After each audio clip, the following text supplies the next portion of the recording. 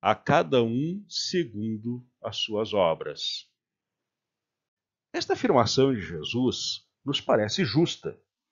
Afinal, nos diz que cada qual receberá como retorno o que tiver feito.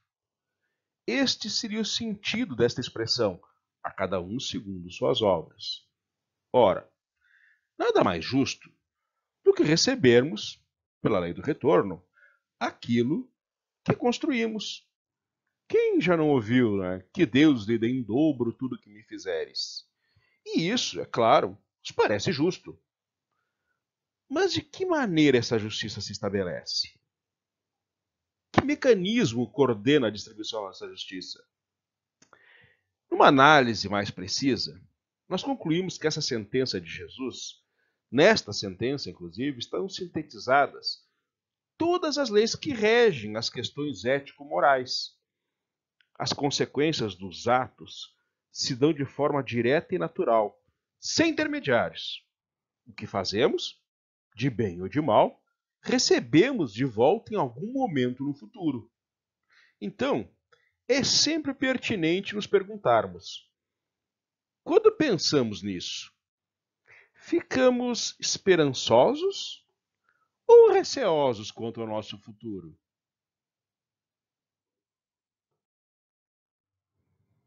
No Sermão da Montanha, Jesus nos fala das bem-aventuranças, que nada mais são do que maneiras pelas quais nós podemos nos aproximar da divindade, maneiras pela qual nós podemos nos melhorar, nos aperfeiçoar. São atitudes que seriam ideais.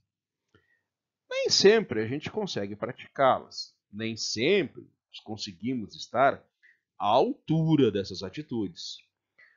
Mas quando nós nos esforçamos para alcançá-las, nós estamos também nos aperfeiçoando, nos melhorando.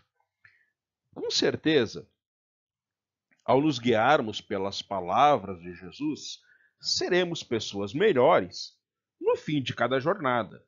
Seja essa jornada de uma hora, um dia, uma semana, um mês, um ano ou uma vida toda. Estas atitudes, elas são o caminho seguro para que nós possamos nos tornar seres humanos melhores. Mas o que Jesus queria dizer? O que Jesus quis dizer com essas bem-aventuranças? Bom, primeiro que Jesus, ele é um dos modelos mais perfeitos para nos servir de guia para todos os homens, para a humanidade em si. Ele é o alvo no qual todos nós deveríamos nos espelhar, todos nós deveríamos nos esforçar para atingir. Jesus vem nos dizer também, vem nos falar sobre a aplicação da lei de causa e efeito. Ou seja, nada ocorre por acaso. Nada ocorre sem que tenha antes uma causa. Tudo o que fizermos, as nossas ações e atitudes, elas têm consequências. E nós temos sempre a responsabilidade sobre as nossas ações. Jesus também nos revela a lei de merecimento. Na realidade, nós falamos em merecimento por falta de um melhor termo. Mas não é nada mais do que a consequência das nossas ações. Assim, as boas ações correspondem boas consequências. E as más ações, nós colheremos consequências ruins. E tudo isso não é castigo divino, ira da providência, nada disso. Ele é apenas a consequência natural dos nossos atos. Mas como nós não temos um termo melhor, nós chamamos de merecimento. Ou seja, se eu fiz coisas boas, eu mereço coisas boas. Se eu fiz coisas ruins, eu mereço coisas ruins. É uma simplificação, mas serve para a gente mais ou menos ter uma ideia do que seja isso. O que define a sorte futura de todos nós são as obras e não a fé. Quem acha que basta acreditar, certamente faz uma ideia bem pobre da justiça divina. Não basta acreditar. Não basta o sentimento passivo. Não basta pensar, tudo vai ficar bem, Deus vai prover, é a vontade de Deus. Não, é necessário se partir para a ação. É necessário botar as mãos à obra e realizar as ações. É necessário sair da intenção e partir para a ação. Quem nunca ouviu aquele ditado, né? De boas intenções o inferno está cheio. Nada mais é do que o resumo da lição de que se necessita partir para a ação, não ficando só na intenção. Mais importante do que pensar e crer é o fazer, tomar atitudes, tomar ações para concretizar as nossas intenções. É necessário que se parta para a realização, se deixe a vida contemplativa para lá. Afinal, é de ações que se faz o mundo, e é de ações que se faz o conhecimento e o nosso aprendizado. Se nós refletirmos um pouco, as dificuldades que nós enfrentamos e que nós encontramos na vida, elas são apenas situações que nós ainda não aprendemos a resolver. Quando as situações ainda são desconhecidas, isso nos traz insegurança. Como não conhecemos o que temos pela frente, naturalmente vamos ter maiores dificuldades em resolver os problemas, pois nunca os enfrentamos antes. Então é natural a dificuldade enfrentada. Sempre que enfrentamos uma situação pela primeira vez, a dificuldade é inerente, por conta do nosso desconhecimento. Essas situações nos pedem conhecimento. Quando a gente faz associações com outras situações já passadas, que sejam parecidas, assemelhadas, nós podemos definir novos conhecimentos. Nós construímos esse conhecimento a partir destas experiências que já tivemos previamente. Com isso, nós criamos sabedoria. Nós construímos um novo conhecimento que vai nos permitir enfrentar estas situações de maneira mais fácil. Para nos conhecer na relação com o outro ou nossa visão do mundo, nós precisamos nos aprimorar. E para superar as dificuldades, é necessário determinação. Agora, essas três virtudes, a fé, a esperança e a caridade, elas permanecem. Mas entre elas, Kardec e os Espíritos já falam há muito tempo, a mais excelente delas, a maior delas, é, sem dúvida, a caridade. Porque a caridade nos permite ter empatia, nos identificarmos com o nosso semelhante. Nós nos condoemos das dificuldades que o nosso semelhante passa. Nós nos alegramos pelas conquistas dele. A caridade faz com que a gente parta da contemplação para a ação. A caridade, ela nos impele à ação, nos impele a estender a mão para ajudar o nosso irmão, para ajudar o nosso próximo. E, consequentemente, por ser uma atitude positiva, proativa para o bem, nos traz também boas consequências, até mesmo no nosso próprio aprendizado.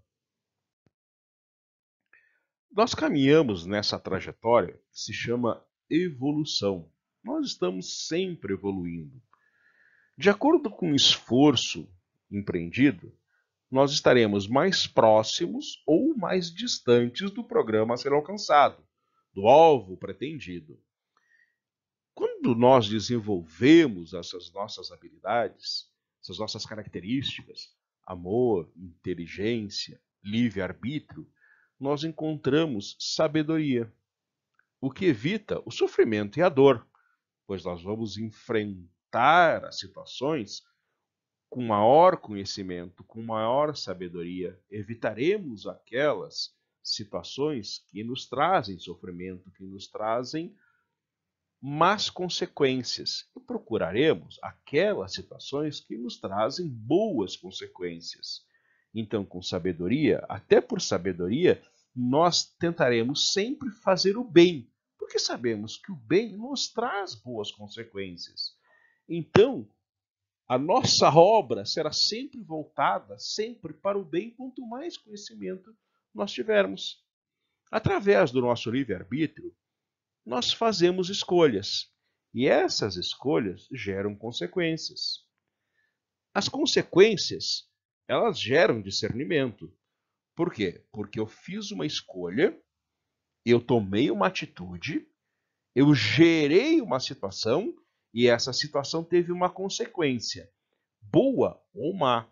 Mas essa consequência vai me trazendo aprendizado e com isso aumenta o meu discernimento. Eu consigo saber qual é o caminho do bem e qual é o caminho do mal. Consequentemente, até o meu livre-arbítrio aumenta, porque eu tenho maiores condições de decidir. Afinal de contas, o livre-arbítrio ele é tanto maior quanto maior sabedoria e discernimento eu tiver. Isso é fácil de nós entendermos. Ninguém vai entregar a chave do carro para o seu filho de 5 anos de idade, que não tem responsabilidade nem discernimento para dirigir. Então, à medida que evoluímos, nós fazemos essas escolhas que geram consequências e, ao analisarmos as consequências, geramos discernimento. E o discernimento, ele cria uma escala de valores que determina a conduta moral.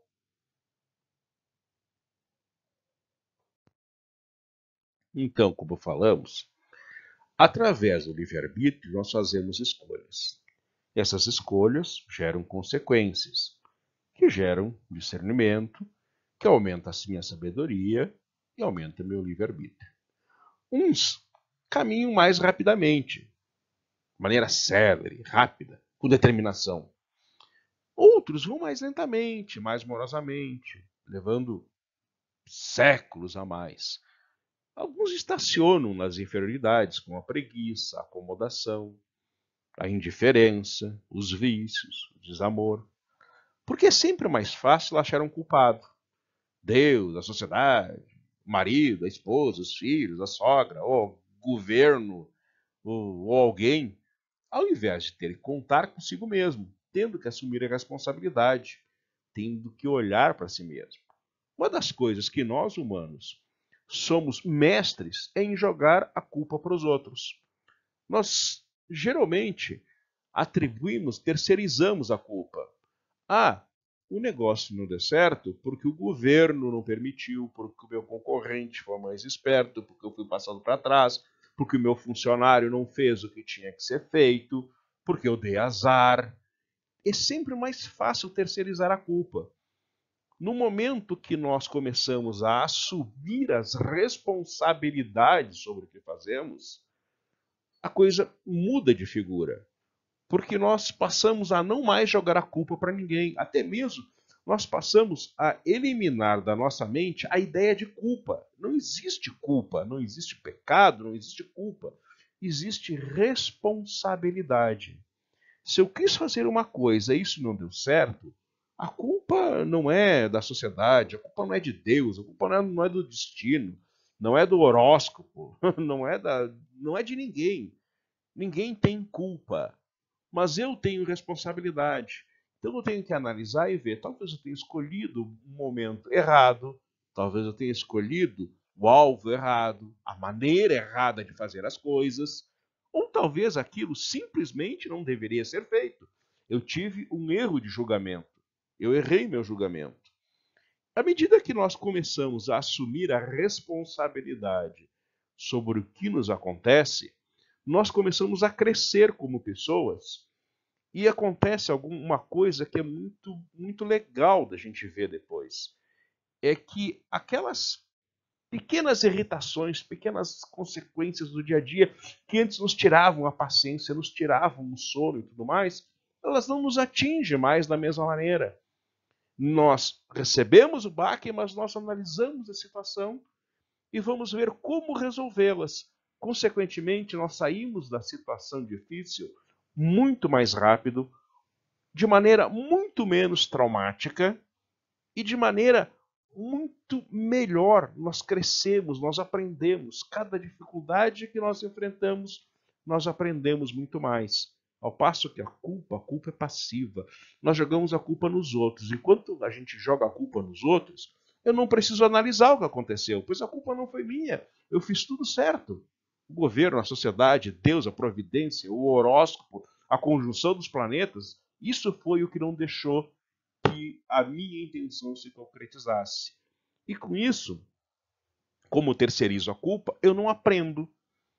Ao passo que quando eu assumo a responsabilidade, eu aprendo. E rapidamente eu começo a analisar como sair daquela situação difícil. E, consequentemente, as consequências dos meus atos vão ser melhores, porque eu faço as coisas com mais discernimento, com mais sabedoria, com mais conhecimento. E qual é o ensinamento de Jesus? A cada um segundo as suas obras. Nós precisamos superar o medo do fracasso, o medo de assimilar coisas novas. Precisamos superar indecisões, desilusões. Isso exige uma atitude proativa. Isso exige deixarmos de lado a culpa e trocarmos por responsabilidade. Por isso Jesus fala: a cada um segundo suas obras. O mérito ou demérito da nossa felicidade pertence única e exclusivamente a nós. Nós somos os protagonistas da nossa vida. Nós somos os artífices da nossa própria felicidade ou infelicidade. Então, aquele mérito ou demérito da nossa felicidade, o que nos acontece, na realidade, ele pertence à responsabilidade única e exclusivamente a nós. A maneira como nós vamos enfrentar as dificuldades só depende de nós. Claro que existem dificuldades que são muito mais pesadas do que outras. Mas não é por causa disso que nós vamos simplesmente nos largar, deixar de tomar uma atitude, deixar de seguir adiante. Nem tudo está na nossa esfera de ação, na possibilidade de nós evitarmos. Mas, se não podemos evitar, a maneira como vamos tratar com isso e como vamos superar isso, isso sim, isso nos pertence única e exclusivamente. Como nós vamos lidar com aquela situação, isto é algo pessoal e intransferível. A vontade é que é a determinação do espírito imortal. E ela nos liga à construção do campo do bem através do discernimento, atingindo sabedoria. O bem é tudo que está de acordo com a lei de Deus. O mal é tudo que se afasta da lei de Deus. E as leis de Deus, a gente costuma dizer, né? Deus é sabedoria e amor, a inteligência suprema do universo. Mas aonde estão essas leis de Deus? Será que está no pastor que prega na igreja, no padre? Será que está no rabino pregando na sinagoga? Será que está no muezzin pregando na mesquita? Será que está naquele guru iluminado? Aonde estão essas leis de Deus? Alguém vai dizer assim: ah, mas é claro, isso é óbvio, não é? As leis de Deus estão nas tábuas da lei, os 10 mandamentos. Será? Mas e quem não segue o cristianismo? Quem não segue uma religião judaico-cristã? Será que ele é um infeliz? Ele não tem acesso às leis de Deus? Porque ele não teve acesso a uma educação judaico-cristã e não teve acesso aos 10 mandamentos? Então ele não tem acesso às leis de Deus? Um índio, um selvagem, ele não tem acesso às leis de Deus? E na realidade, se Deus é a inteligência suprema, causa primária de todas as coisas, essas leis estão em toda parte e são acessíveis a todas as criaturas. E aonde estão essas leis de Deus? Na realidade, as leis de Deus estão na nossa consciência. Dentro da nossa consciência, nós sabemos o que é o bem, o que é o mal, pelo menos instintivamente sabemos, por mais desconhecimento que nós tenhamos, por mais falta de cultura, por mais falta de conhecimento, nós sabemos instintivamente o que é uma boa ação, o que é uma má ação. Fazer o bem é se integrar a essa lei de Deus. Fazer o mal é infringir essa lei. E Deus nos dá a todos os espíritos a inteligência para discernir. E Jesus já nos deu a medida certa, dizendo: não façais aos outros o que não quereis para ti. Esta é uma lei básica que independe de religião, de credo, de iluminação, de sabedoria. E é uma lei que nós encontramos em praticamente todas as religiões, ditas quase sempre de uma maneira muito semelhante.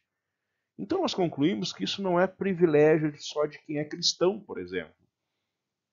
Se nós formos pesquisar em todas as religiões, existe essa mensagem.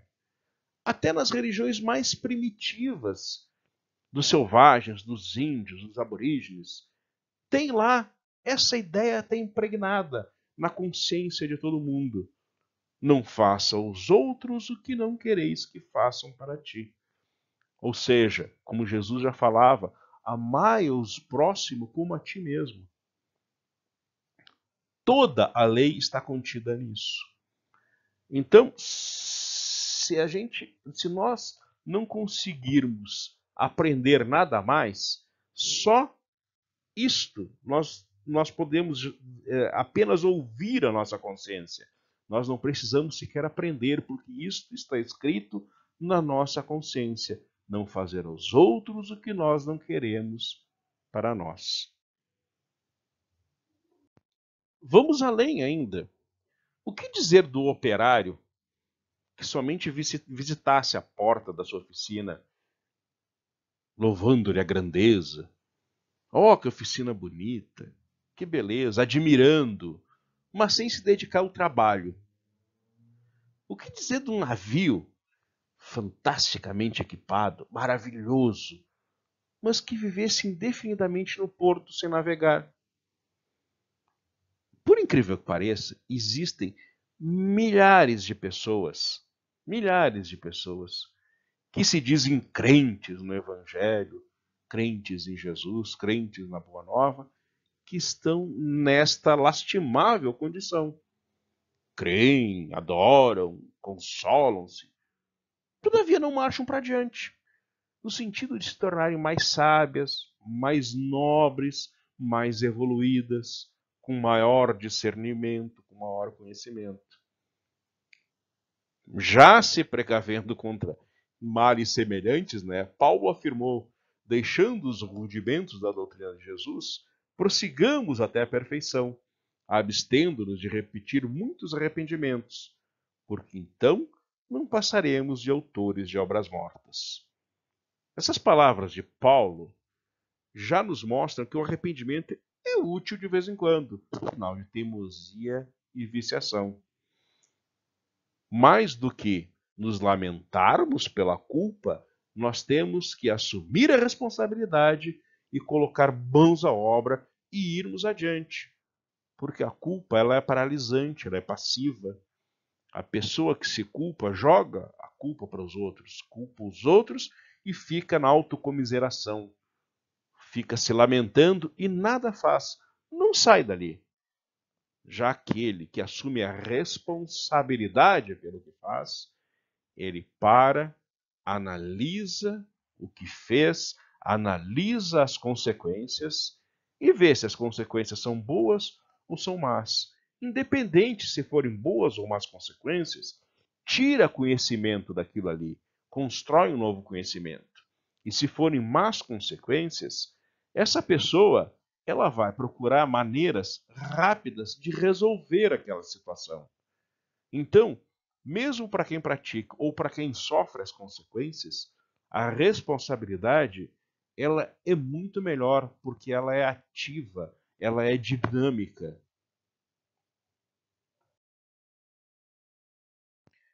Nós temos que ser como uma candeia viva, né? Que a nossa existência possa ser como uma candeia viva, onde as experiências que nós amelhamos, elas possam ser compartilhadas, iluminando a todos nós, que à medida que nós compartilhamos as nossas experiências, nós espalhamos esse conhecimento, nós ajudamos o nosso próximo a construir conhecimento e também a evoluir. Nós precisamos acreditar em Jesus quando ele diz que para que tenhamos vida em abundância, nós precisamos agir, construir no campo do bem.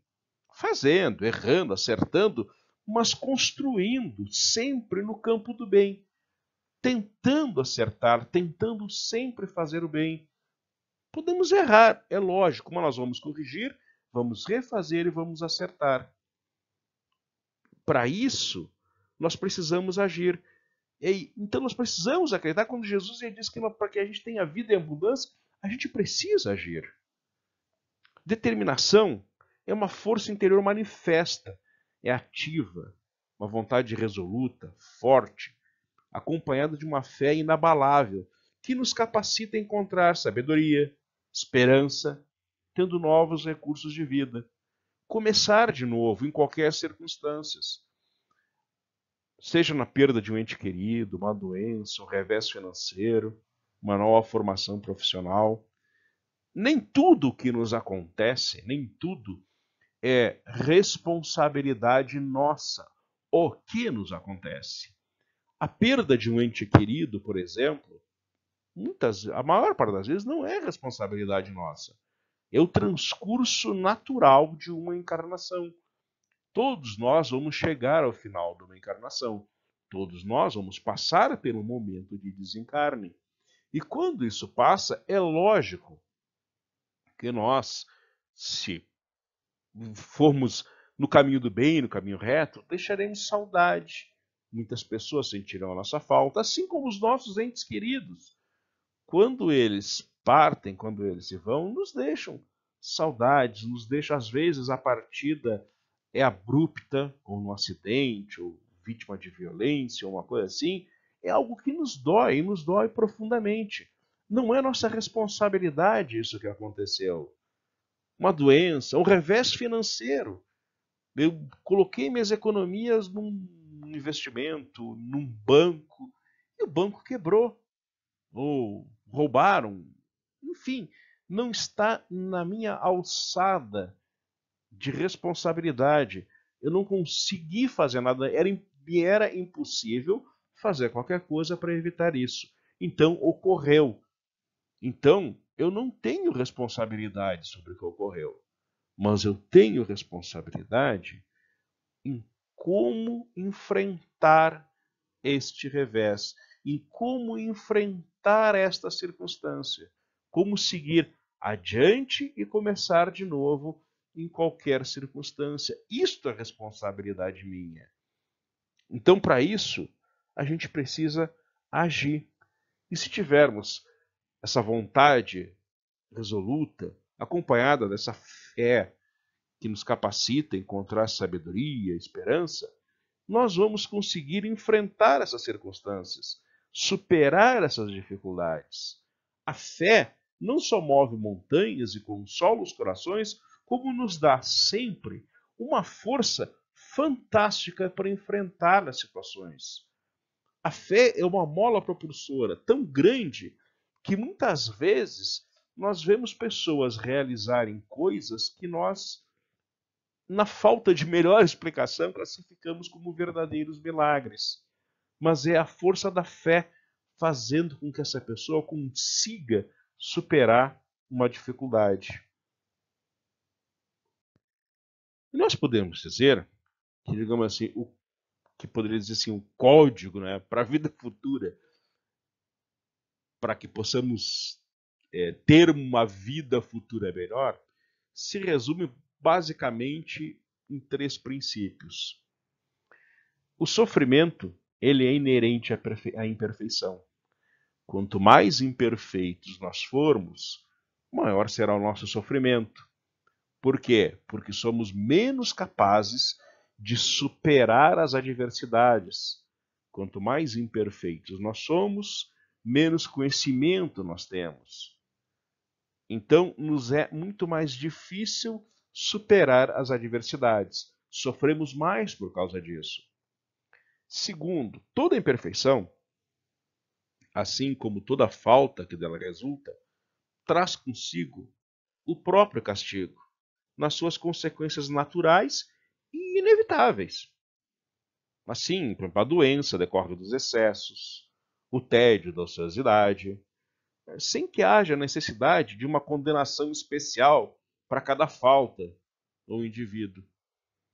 Na realidade, nós somos, a gente tem aquela ideia de que somos punidos, né?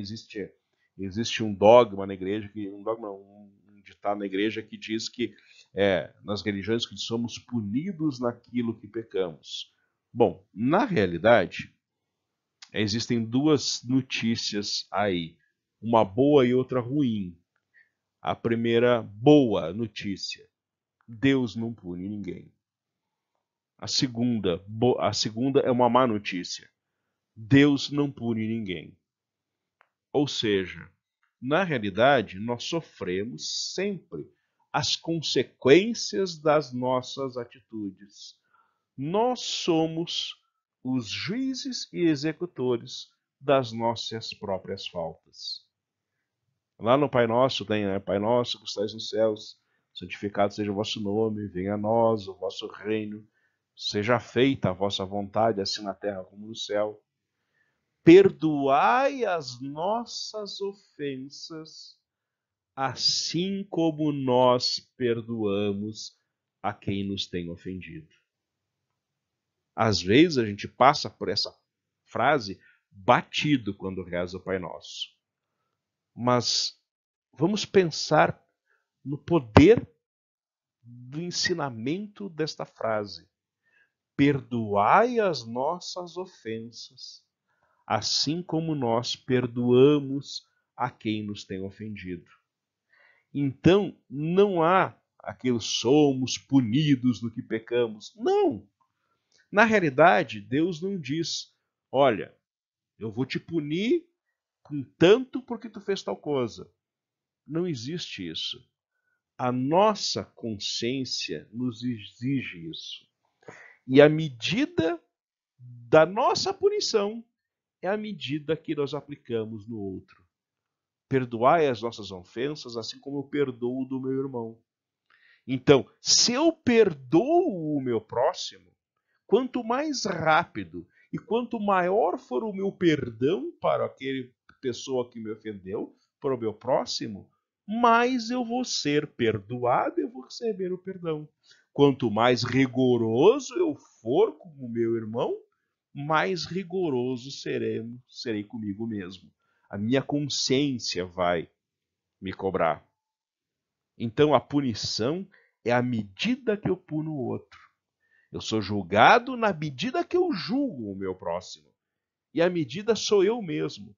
Então, mais uma vez, nós temos a prova de que é a nossa responsabilidade que nos dá as consequências das nossas obras, para o bem ou para o mal.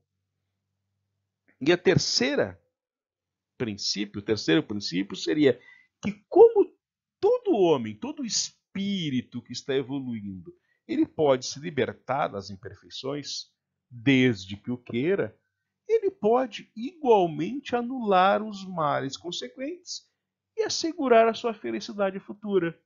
Ou seja, eu faço o bem, eu vou ter o bem.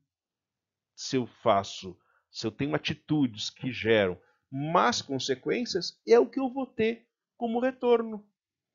Não existe justiça mais precisa do que essa, que eu vou receber aquilo que eu fiz. Então, quando a gente novamente nós formos rezar o Pai Nosso, por exemplo, quando chegar nesta parte, vamos pensar muito bem nessa parte. Pai, perdoai as nossas ofensas, assim como nós perdoamos aqueles que nos têm ofendido. Vejam bem, eu não estou pedindo o perdão pelo perdão. Eu estou pedindo a Deus que me perdoe e que me julgue e que tenha comigo a mesma atitude que eu tenho com o meu semelhante. Então isto resume muito bem isto, a cada um segundo as suas obras. Porque é a medida do que eu fizer, é a medida do que farão para mim. Por isso Jesus, lá atrás a gente já falou, Jesus bate tanto nessa tecla. Não faça aos outros o que não queres que façam para ti. Porque a medida com que medirdes será a medida com que fores medido. Não existe lei mais justa, não existe prova maior da sabedoria e do amor divino. Muito obrigado e que Deus nos acompanhe.